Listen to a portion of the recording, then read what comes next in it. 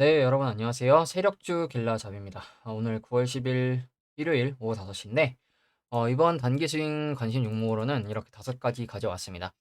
PPC 글로벌, 알체라, 링크 제네시스, 한익스프레스, 극동유화 이렇게 좀 가지고 왔고요.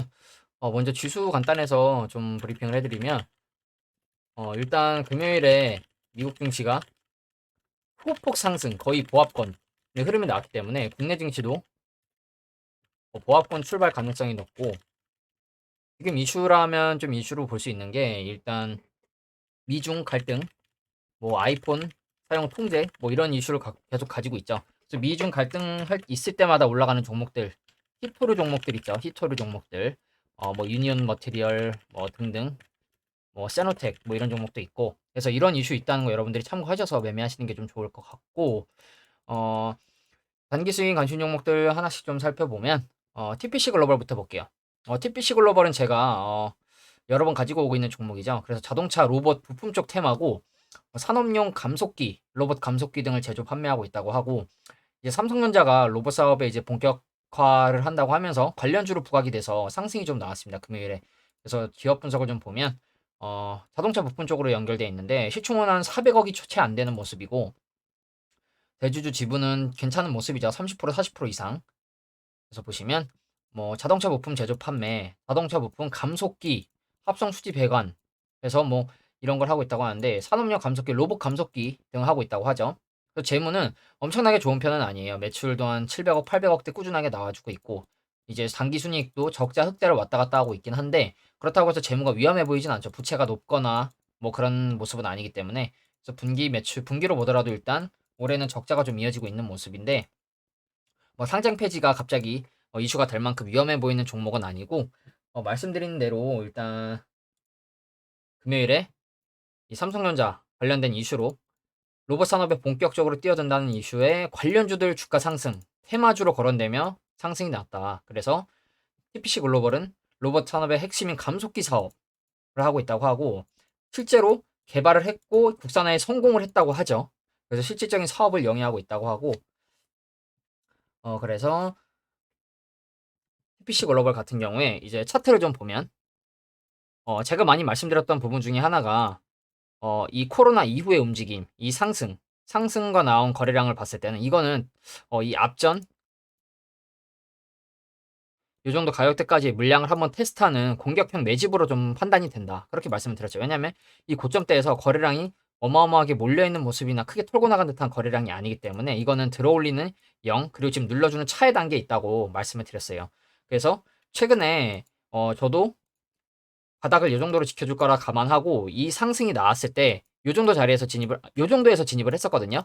한번 추세 하락이 다시 나왔다가 다시 돌파했을 때, 근데 이 구간에서 이제 강하게 하락하면서 저도 손절이 나갔다고 말씀을 드렸는데, 이 종목 같은 경우에 이렇게 들어 올리고 흔들어 주는 것만 버티면 크게 먹을 수 있을 것 같다. 적어도 6,000원까지는 다시 갈 거라고 보고 있기 때문에 들어 올리고 눌러주면서 흔들어 주는 구간만 버티면 크게 먹을 수 있을 것 같다고 말씀을 계속 드렸는데, 최근의 흐름을 좀 보면 이 바닥으로 지켜주던 이 구간, 이렇게 세 번이나 바닥으로 지켜줬던 구간이 2,600원 정도 있었는데, 이 구간을 이탈하는 움직임이 나왔었죠. 이탈을 했다가 최근에 다시 들어오면서 강하게 거래량 터진 장대 양봉이 나왔는데, 보시면 금요일 날 거의 상한가까지 갔다 오면서 거래량 1,000만 주, 거래대금 한 350억 정도의 세력의 유입이 있었고, 최근의 흐름을 단기적인 흐름을 놓고 보더라도 이러한 하락 추세가 있었는데, 이러한 하락 추세를 보시면 이러한 하락 추세를 돌파하고 눌림 이후에 지지가 나온 것 같죠. 지지 나오고 다시 재차 어, 장대 양봉 매집봉, 기준봉으로 삼을 수 있는 매집봉이 뜬 모습인데, 그래서 지금 위치에서는 짧게 보면 224일선 3,000원 정도, 좀 길게 본다 111선 2,800원까지도 보셔도 나쁘지 않을 것 같아요. 손절 라인으로 그러면 10%가 넘어가는 것 같은데, 이렇게 눌렀다 간다면 이렇게 갈 가능성, 조금 더 짧게 눌러준다 이렇게 갈 가능성을 좀 보고 있는데, 대신 공구리 라인으로 보이는 구간은 이 정도기 때문에, 이 아래 구간 공구리 라인으로 보고 있는 구간은 이 정도로 보이기 때문에 앞전 전저점 라인이기도 하고, 이 정도까지도 내려올 수 있다는 거, 2,700원까지도 다시 내려올 수 있다는 걸 염두하셔야 됩니다. 그래서 만약에 분할로 접근하실 거라면 지금 구간에서 1차 정도 받으시고 내려왔을 때 이 정도에서 2차 받고 여기를 이탈한다. 그럼 이 다시 바닥권까지 내려갈 걸 염두를 해야겠죠. 그래서 이걸 분할로 접근하시려면 이 정도 가격대로 생각을 하시고 진입을 하셔야 될 것 같고, 일단 금요일날 시외에서 거래량이 조금 터지면서 1% 정도 상승이 나왔거든요. 그래서 아마 눌림 없이 바로 갈 수도 있습니다. 그럼 바로 간다면 바로 추격 매수 하시기보다는 눌림을 보시고 눌러주고 시가를 다시 회복하는 모습이 나올 때 그때 들어가시는 게 안전할 것 같고요. 뭐 주봉이나 월봉으로 봤을 때도 괜찮은 흐름이죠. 주봉상 괜찮은 거래량 터진 양봉이 나왔고 주봉상 흐름을 보더라도 이런 추세를 돌파한 듯한 모습이기 때문에 나쁘지 않아 보입니다. 월봉으로 본다면 바닥에서 약간 골든크로스가 나려고 하는 모습인데 여기서 요 최근에 저항 먹고 다시 내려오는 종목도 많고 뚫고 올라가는 종목들도 많은데 어떤 흐름 나오는지 지켜봐야겠죠.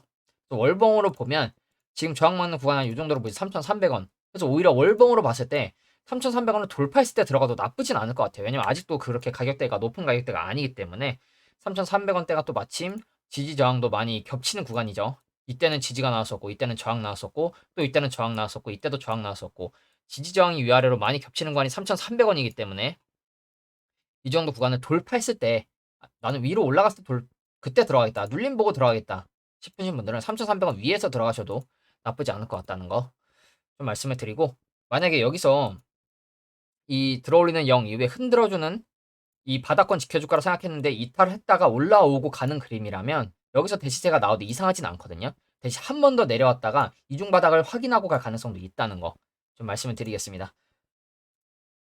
그리고 다음으로 알체라. 알체라 같은 경우에는 이제 인공지능 AI 쪽 테마죠. 그래서 최근에 아세안 정상회 윤석열 대통령이 이제 순방을 하면서 정상회의에 참석을 하는데 실제로 AI 기업 자격으로 참여를 했다고 하는 것 같아요. 그래서 보시면 이렇게 보시면 AI 기업 사절단에 알체라가 포함된 사실이 알려진 영향으로 풀이된다. 그러면서 이제 알체라가 참가 기업의 이름을 올려 투자자들의 매수세가 몰리고 있다. 이렇게 얘기가 나오고 있는데 기업 분석을 좀 보면 코스닥 소프트웨어 시총은 꽤 높죠. 2,700억인데 보시면 대주주 지분이 그래도 한 30% 정도 되는 모습이고 보시면 이제 뭐 토탈 솔루션, 모바일 뱅킹, 뭐 디지털 뭐 헬스케어, 오픈 퍼미스 온 퍼미스? 프리미스 뭐 이런 걸 좀 하고 있다고 하는데 재무는 그렇게 좋진 않습니다. 재무는 이제 솔직히 약간 실체가 없는 AI 쪽이다 보니까 재무도 안 좋고 뭐 부채 비율도 뭐 이때는 뭐 완전 자본주의 상태였고 재무는 좋지 않습니다. 그렇기 때문에 단기적인 테마성의 이슈가 있을 수 있고 아마 대시세가 나오면 대시세가 나온 이후에 한번 죽을 가능성이 크기 때문에 소액 비중으로 단기적인 관점에서만 좀 접근하시는 게 좋을 것 같고 그래서 지금 위치에서 보면 상장을 2020년도쯤에 했는데 한번 들어 올리고 추세 하락이 나왔었죠.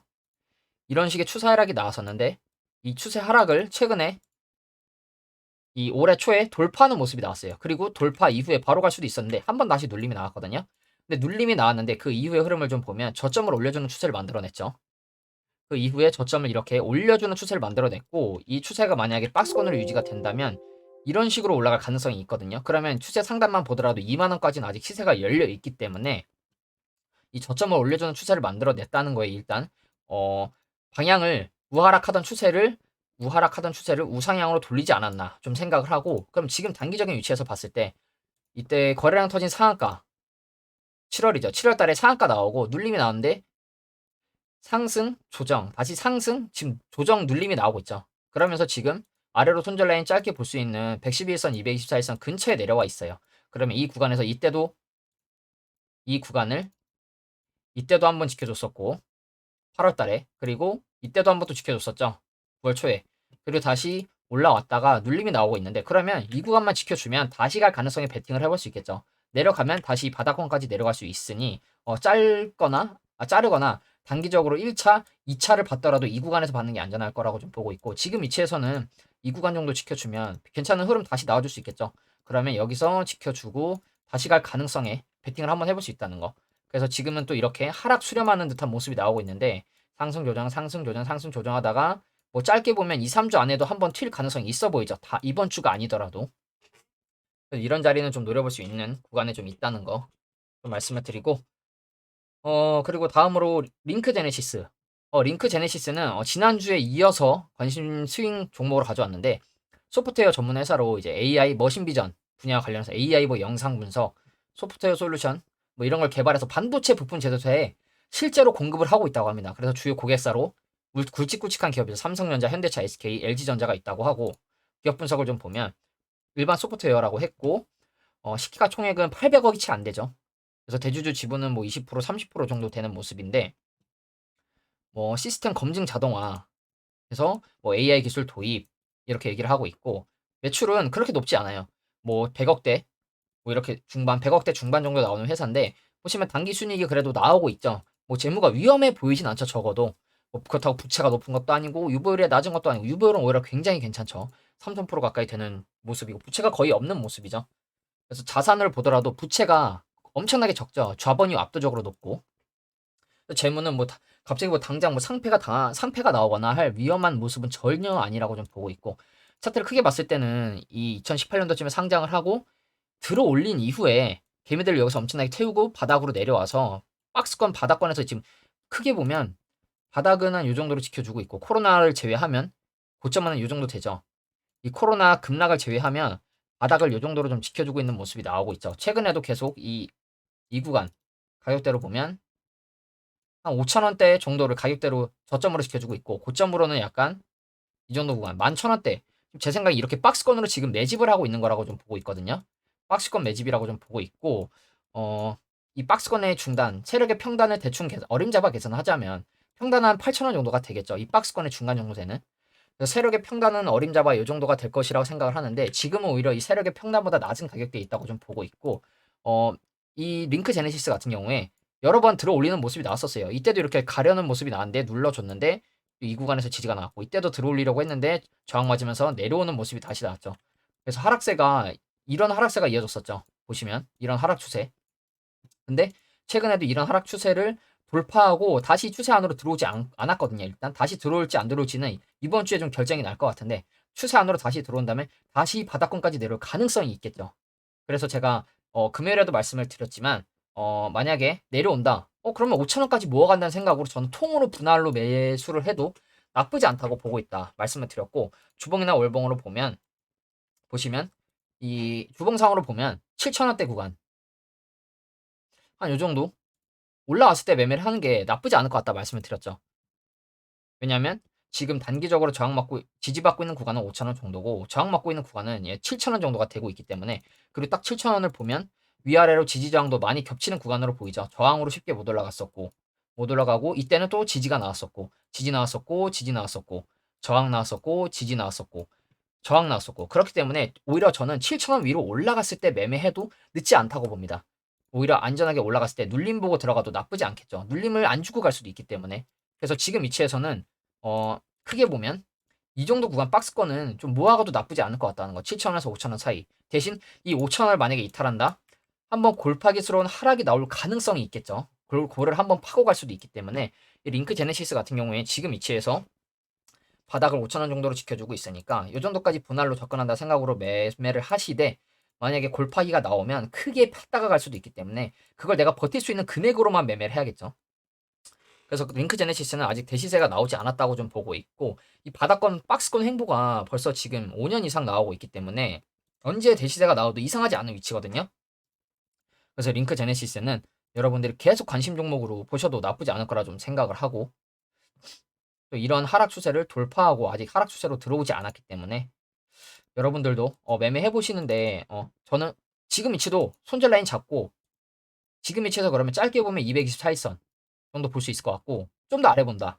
좀 더 아래 보면 지금 단기적으로 아래 꼬리를 지켜준 구간이 여기죠. 6,200원.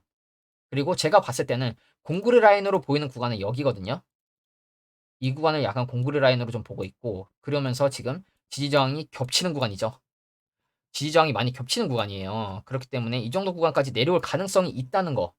내려오면 지금 바로 간다면 이 정도 구간에서 이렇게 바로 갈 가능성, 내려온다면 이렇게 갈 가능성, 그리고 골파기가 나오거나 전저점까지 내려오면 이렇게 갈 가능성이 충분히 있다는 거. 지금 위치에서는 짧게 매매한다면 손절 라인은 이 정도 6,400원, 6,200원 정도 보여도 될 것 같고 공구리 라인으로 보이는 구간은 5,900원 정도로 보여진다는 거 좀 말씀을 드리겠습니다. 그리고 다음으로 한익스프레스. 한익스프레스 같은 경우에는 물류 운수 쪽 테마고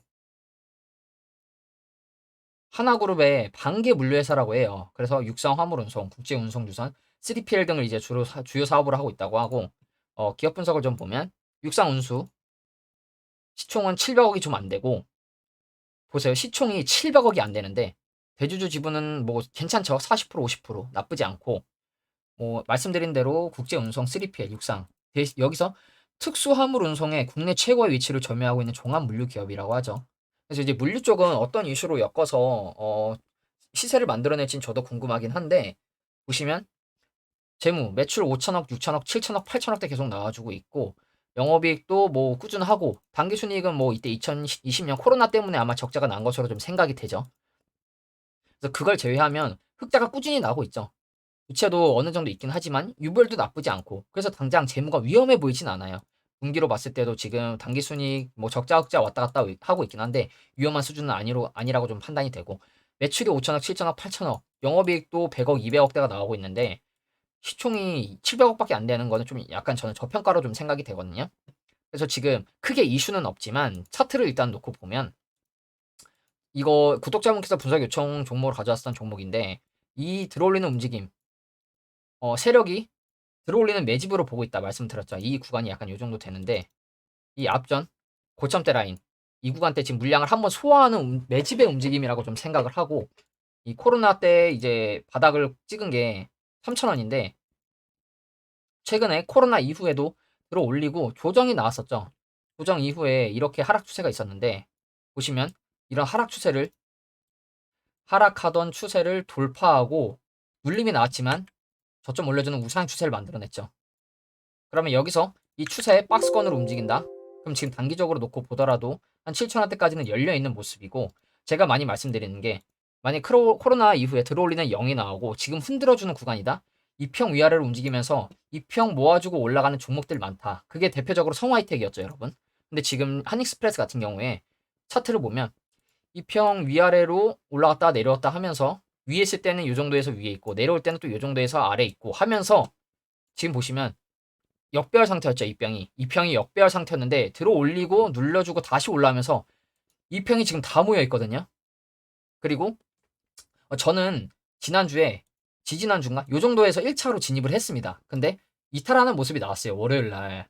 그래서 이거 보시면 9월 1일까지만 해도 이평 위에서 버텨주는 모습이 나왔었거든요.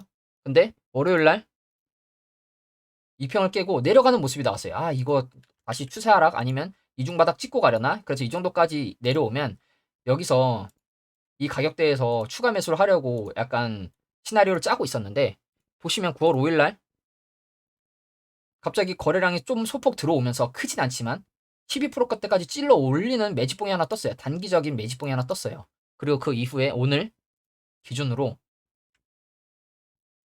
2거래일 정도 조정이 나왔는데 금요일날 다시 지수 올리면서 같이 들어올리는 모습이 나왔거든요. 그럼 지금 손절 라인 간단하죠. 지금 아래 꼬리를 지켜주고 있는 구간 여기로 보이고 짧게 보면 5,600원 그리고 조금 더 아래 본다. 이 아래 꼬리를 지켜주고 있는 구간 이 아래 꼬리를 지켜주고 있는 구간 나쁘지 않아 보이죠. 손절 라인으로 잡기 5,400원 정도까지는 열어놔도 나쁘지 않을 것 같죠. 채 10%가 되지 않기 때문에 내려온다면 이렇게 갈 가능성 아니면 바로 간다면 이런 식으로 바로 갈 가능성.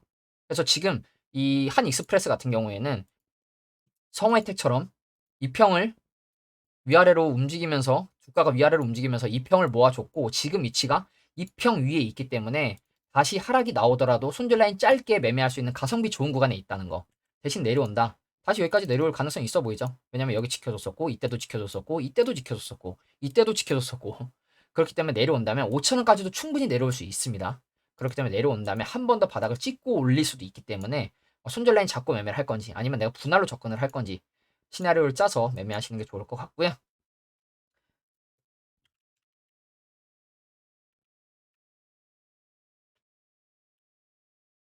그리고 이제 마지막으로 극동유화. 극동유화 같은 경우에는 국제유가 상승 테마죠. 윤활유 사업부, 석유유통 사업부, 아스팔트 사업부 이런 걸 하고 있다고 하고 이제 최근에 국제유가가 계속 올라가고 있죠. 국제유가 상승세에 이제 주가가 상승을 했는데 보시면 유가 차트를 좀 볼게요. 국제유가, WTI, 현물 계속 올라가고 있죠. 87달러, 88달러. 현물이나 선물이나 지금 비슷한데 두바이유도 계속 올라가고 있고 북해, 현물, 선물, 북해유도 계속 올라가고 있고 그래서 지금 국제 유가 자체가 계속 상승을 하고 있고 최근에 러시아, 중동 감산 유지를 계속 한다고 하죠. 그래서 보시면 기사도 좀 보여드리면 사우디 러시아 감산 유가 $100 넘을 가능성. 그래서 이제 브렌트유 다시 배럴당 $90 넘어간다. 감산 악재 끝났나? 뭐 하락 전환 뭐 얘기가 나오긴 하는데 어떤 흐름 나올지 좀 지켜봐야 될 것으로 좀 보이고. 그래서 국동유화 같은 경우에는 기업 분석을 좀 보면 코스피 석유 가스 시총 1,600억 그리고 대주주 지분은 40%. 대주주 지분 나쁘지 않죠. 대주주가 괜찮게 지분을 가지고 있고 말씀드린 대로 고급 특수유, 윤활유, 뭐 석유 유통 이런 거 하고 있다고 하죠. 그래서 재무를 보면 재무 매출 8천억, 6천억, 1조 막 이렇게 나오고 영업이익도 300억, 200억 나쁘지 않게 나와주고 있는 것 같아요. 재무는 전혀 위험해 보이지 않고 부채 낮고 유보율도 나쁘지 않고 분기 매출로 보면 분기도 계속 이번 올해 흑자가 나오고 있죠. 올해 벌써 지금 흑자가 나오고 있고 그래서 매출이 8천억, 9천억, 1조 이렇게 나오고 있는데 시총이 1,600억밖에 안 돼요. 적자라고 좀 저평가라고 좀 생각을 하고 차트를 보더라도 지금 이런 모습인데 보시면 이때 갑자기 7천원 코로나 전에 7천원까지 들어올리는 모습이 나오고 코로나 급락 이후에 코로나 이후에 상승이 나왔는데 그냥 이 고점대 물량 한번 받은 매집으로 좀 생각이 되죠. 여러분들이 보기에도 크게 거래량 털고 나온 모습이 아니고 그 이후에 코로나 이후에 들어올리는 0 눌러주는 차의 모습이 나온 것 같아요. 저는 그래서 바닥을 지금 이 정도에서 약간 지켜주는 모습이 나오고 있죠. 3,300원 정도 바닥을 지금 지켜주는 모습이 나오고 있는데 그 이후에 지금 이제 2평 모아주면서 추세 상승이 나왔고 보시면 저점 추세가 지금 이렇게 만들어진 모습이거든요. 그래서 이 추세가 워낙 가파르기 때문에 이 추세를 지켜줄지 안 지켜줄지 모르겠는데 최근에 들어 올리고 눌러주고 다시 올리고 박스권이 한동안 나왔었어요. 길지 않지만 한 2, 3주 정도 박스권이 나왔는데 이 박스권 고점을 돌파하는 모습이 나왔죠. 그래서 다시 보여드리면 이 정도 가격대를 돌파하는 움직임이 나왔어요. 그러면서 시세가 한번 나왔는데 그래서 지금 이 정도 구간 지금 이 상승 이후에 다시 내려온 모습이죠. 근데 보시면 그럼 여기만 지켜주면 손절 라인 잡고 저희가 다시 갈 가능성이 베팅을 해볼 수 있겠죠. 국제유가는 계속 올라가고 있고 그리고 이 구간이 크게 보더라도 지지저항이 많았던 구간이거든요. 크게 보더라도 지지저항이 많은 구간이에요. 월봉으로 좀 보여드리면 지지저항 많은 구간이 여기인데 4,600원 이 구간을 지금 4,400원대를 돌파한 모습이죠. 그리고 월봉상 추세를 보면 이러한 하락 추세가 있었는데 이러한 하락 추세 하락하면서 수렴하는 모습이 나왔는데 돌려놨죠. 그러면 눌림을 주고 갈 수도 있지만 지금 단기적으로 접근을 해도 나쁘지 않겠죠. 그래서 월봉으로 보더라도 지금 이러한 구름대를 지워버렸네. 이러한 추세를 만들어냈고 일봉으로 다시 돌아와서 보면 지금 위치에서 이 이전 고점대까지 내려오면 여기만 이탈하지 않는다. 그러면 다시 갈 가능성이 충분히 베팅을 해볼 수 있겠죠. 그리고 만약에 내려온다. 내려오면 전고점 여기도 볼 수 있겠지만 단기적으로 올라가지 못했던 구간이 여기였거든요. 4,300원대. 이 정도도 계속 윗골이 달면서 올라가지 못했었죠. 올라가면 지지가 나왔었고 올라가지 못하면 저항이 나왔었던 구간. 이때도 저항. 그리고 최근에는 또 지지가 나왔던 구간이기 때문에 내려오면 여기까지도 열어놓으셔도 나쁘진 않을 것 같아요. 그러면 딱 그 구간이 마침 이 추세랑도 비슷하게 겹치는 구간이죠. 그렇기 때문에 이 추세만 지켜준다면 극동리가 충분히 더 갈 수 있을 거라고 좀 보고 있고 내려오면 다시 한번 내려왔다가 다시 이렇게 갈 가능성도 충분히 있겠죠. 장기 2편까지는 항상 내려올 가능성이 있다는 걸 염두하셔야겠죠. 그래서 극동리화 같은 경우에 이 거래량 터진 시세가 나오지 않은 모습이기 때문에 올라간다면 크게 올라갈 가능성이 있다는 거 염두에 두시고 일단 뭐 유가 올라가고 고인플레 또 우려가 나오면 이런 종목들 해치성으로 좀 가져가도 나쁘지 않겠죠. 이런 종목들은 오히려 유가 올라갈수록 올라가는 종목들이니까. 그래서 극동유화 같은 경우에 지금 차트는 나쁘지 않아 보이고, 그리고 이제 마지막으로 주간 증시 이벤트 좀 볼게요. 8월 물가 애플 이벤트 주목. 이번 주에 8월 소비자 물가지수 CPI 발표가 있고 애플의 신형 아이폰 출시 이벤트에 뭐 조정 압력이 켜질지 뭐 주목이 된다 이렇게 얘기를 하고 있죠. 그러면 최근 들어 경제 지표가 강한 모습을 보이면서 다시 긴축이 장기화될 수 있다. 뭐 언제는 또 뭐 경기 침체 이런 얘기하더니 경기가 괜찮으니까 긴축 장기화. 그래서 이제 긴축이 거의 마무리됐다는 기대로 올랐던 주가 지수가 조정 압력을 받고 있다. 그래서 다음 주에는 9월 FOMC가 있고 이번 주에 CPI 발표가 되는데 거의 약간 기준금리 동결을 예상하고 있는데 이번 주 CPI가 만약에 또 안 좋게 나오면 기준금리를 한 차례 더 올릴 수도 있겠죠. 국제 유가는 계속 올라가고 있다고 얘기를 또 하고 있고, 그리고 변동성이 큰 뭐 에너지 식료품을 제외하면 뭐 전달보다는 0.2, 전년 동기는 4.3 예상된다. 또 이렇게 얘기를 하고 있고, CPI가 둔화한다는 것은 고무적인 신호지만 에너지 가격의 상승은 간접적으로 CPI의 다른 품목에도 영향을 미친다. 유가가 오르면 빠르게 둔화되지 않을 위험이 있다. 이렇게 얘기를 하죠. 그리고 또 이제 애플, 중국 화웨이 신용폰 뭐 이렇게 나온 애플 이제 사용 금지, 중국에서 이제 애플 아이폰 사용 금지를 했다는 소식에 6% 이상 하락을 했죠. 이런 이슈가 있고, 미국이랑 중국이 약간 갈등 악화되면 뭐 우리나라 입장에서도 좋은 게 하나도 없기 때문에 그래서 이제 일별로 이제 일정을 좀 살펴보면 화요일 날 애플 아이폰 출시 이때 있다고 하죠. 화요일 날. 그리고 수요일 날은 이제 중요한 CPI 8월 소비자 물가 지수. 목요일에는 또 연준이 선호하는 지표 소매 판매, 실업보험 청구자 수, 그리고 CPI 이어서 PPI 발표도 있고, 그리고 금요일에는 연준이 또 선호하는 지표인 미시간대 소비자 태도 지수 예비치가 있다고 하죠. 이번 주에도 이러한 이슈가 있고 변동성이 어느 정도 있을 것으로 좀 예상이 되죠. 이 수요일을 기점으로. 그렇기 때문에 이러한 이슈가 있다는 거 여러분들이 참고하시고 매매하시는 게 좋을 것 같고요. 말씀드린 대로 이제 미중 갈등 이게 좀 사그라드는 게 가장 베스트겠죠. 그리고 지금 이제 모로코 쪽에 강진으로 이제 엄청난 사망자가 속출하고 있는데 더 이상의 약간 사망자는 안 나오는 게 좀 좋겠죠. 이 아프리카 쪽에 또 강진이 나서 이 안 좋은 소식이 나타나고 있는데 좀 안타깝기도 하고 너무 놀라기도 했고 저도. 그래서 좀 이러한 이슈가 좀 사그라들고 좀 얼른 회복을 하는 좀 모습이 나왔으면 좋겠습니다. 예, 오늘 영상은 좀 여기서 마무리하도록 하겠습니다. 감사합니다.